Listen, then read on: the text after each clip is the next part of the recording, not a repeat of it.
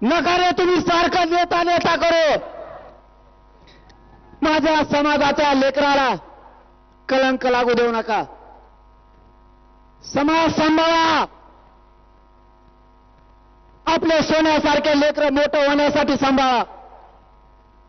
मला चारही बाजूला घेरलंय, त्याचं कारणही सांगतोय.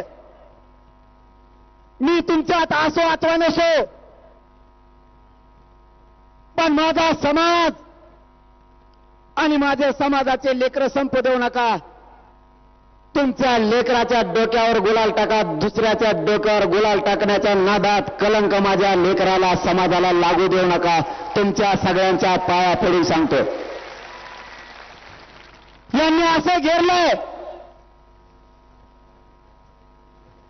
आरक्षणाची मागणी 14 महिन्यापासून एकही मागणी मान्य केली नाही.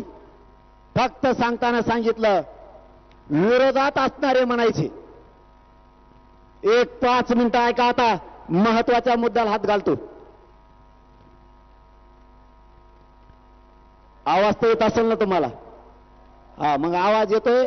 उभा राहिलेल्याला राहू द्या. उभा राहायचे दिवस त्यांच्या जवळच आले.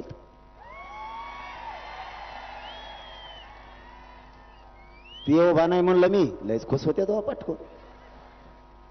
काही करायची वेळ येऊ शकते, तसं काही नाही. मी काय सांगितलंय तुम्हाला, कलंक लागू द्यायचा नाही. समाज आणि समाजाचे लेकरं उच्च समजायचे. वेळेवर काही ठरवलं तरी त्याच भूमिकेत चालायचं. पण शान, शक्ती आणि बळ हे मात्र समाजाचंच वाढवायचं, सोडायचं नाही.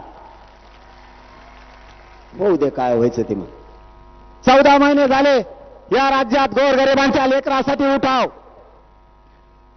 कायद्यानं जे सांगितलं त्याच पद्धतीनं सांगताना सांगितलं तुम्ही आमच्यात येऊ नका. तुम्ही आल्यामुळे धक्का लागतोय. तुम्ही आमच्या ताटात खाऊ नका. आमच्या ताटात येऊ नका. तुम्ही आमच्या ताटात आल्यामुळं आमचं संपत आहे. तुम्ही आमच्यात मागणी करू नका.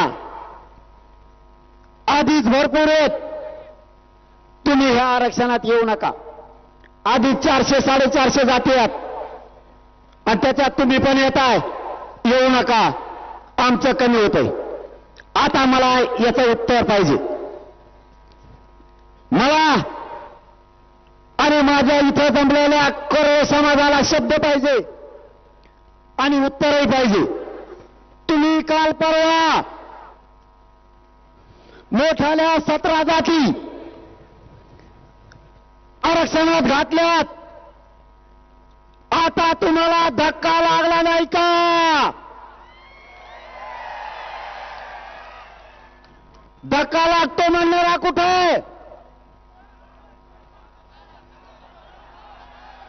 धक्का लागतो म्हणलेला कुठे? आमच्यात येऊ नको म्हणणारा कुठे? अरे हा काय दोष? इतका द्वेष मराठ्यांचा का? या राज्यातल्या गोरगरीब